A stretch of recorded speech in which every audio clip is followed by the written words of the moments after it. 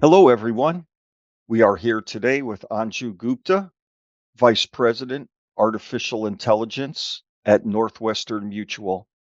My name's Marty Poniatowski, and I'll be interviewing Anju. So, first of all, Anju, I just introduced you only by your title and your firm. You have a very impressive background.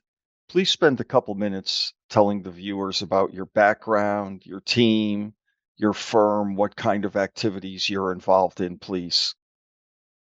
Yeah, no, for sure, Marty. So, first of all, thank you very much for hosting me for this podcast. I have been with Northwestern Mutual for almost 3.5 years now. And prior to that, I have been in the professional industry for close to 17 years. I graduated from the Ohio State, and I'm still a huge Buckeye fan. And I did my PhD in genetics and statistics, and that drew me to the data science world, which wasn't even called data science at that time.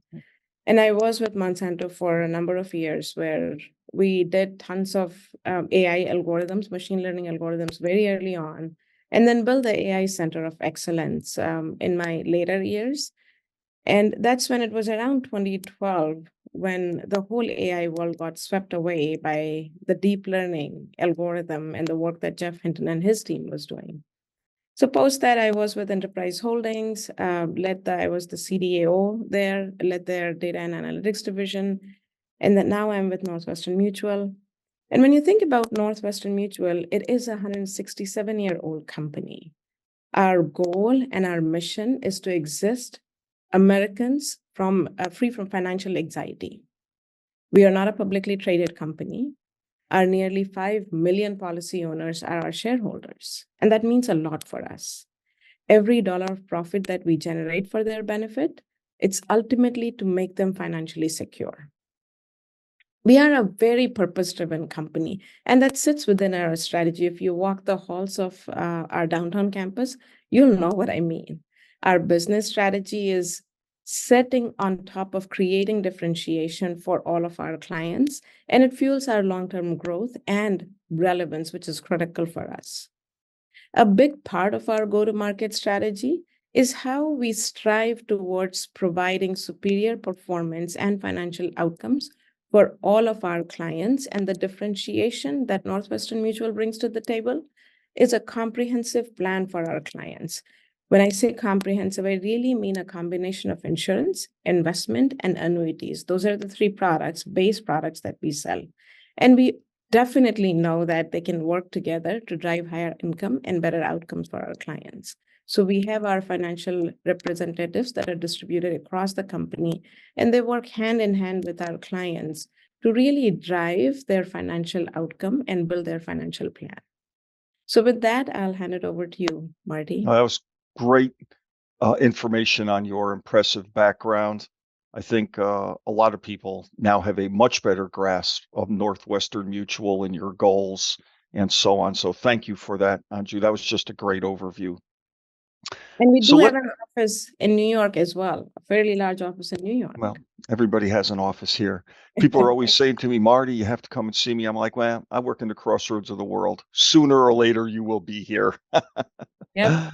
Uh, so right now, Anju, to me, I'm working with a lot of customers on AI projects, and it's kind of the Wild West right now. Um, to be honest, it seems like everybody's doing this differently. So one trend I'm seeing clearly is the democratization of AI. This is happening everywhere. And yet companies, especially people like you've been managing a team and so on, and you need to maintain technical rigor. I mean, you think about the software development cycle, it's usually pretty well defined. How do you manage those two, Anju? The democratization of AI, technical rigor, keeping everything locked down. It's a real challenge for people. How do you handle that? Yeah, no, that's a great question. It is a real challenge for all the people, all the leaders who are heading AI right now. Mhm. Because when I've said this before, when I think about AI, it always used to be boardroom conversations, Right. right? Because of the technicality that it needed and the skills it needed to be successful. Come November 2022, Gen AI, it became every dinner table Hmm. conversation. And rightly so. People are starting to understand what AI is. They're investing time to understand what AI is. But again, it's a sliver of what they're trying to understand, which is generative AI. And generative AI is a language, pure language model. It's not a mathematical model. So all the machine learning work and the artificial intelligence, the deep learning work that we do still continues, but the excellence that we are starting to see in the language model, we only dreamt of before November 2022.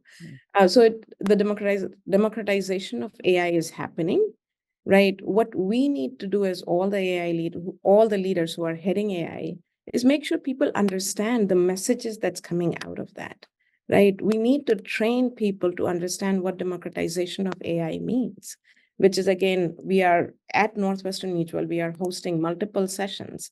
So last year we hosted an AI symposium, a couple thousand people within our employees attended that AI symposium. We host hackathons, help people come along this journey.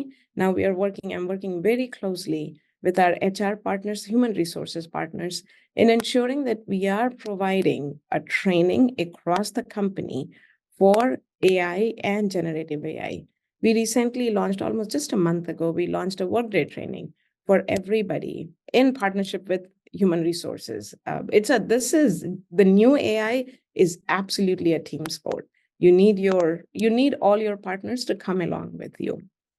And That's great. then one of the things that I feel very strongly about, and tons of learnings from Monsanto days as well, is ensuring the ethical and responsible deployment of AI.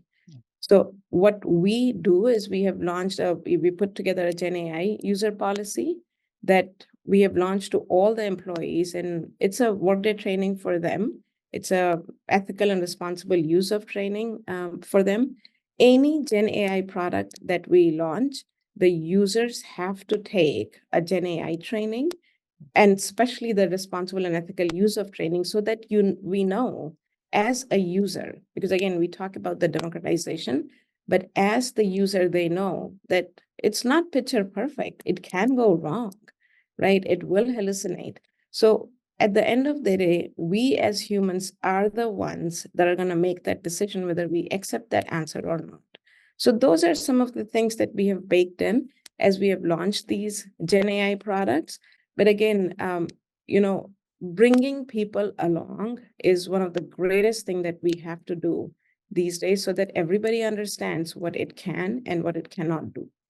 Everything that you covered was just really insightful. Thank you very much for this time. It was a wonderful experience for me, and I'm sure that the viewers will feel the same way.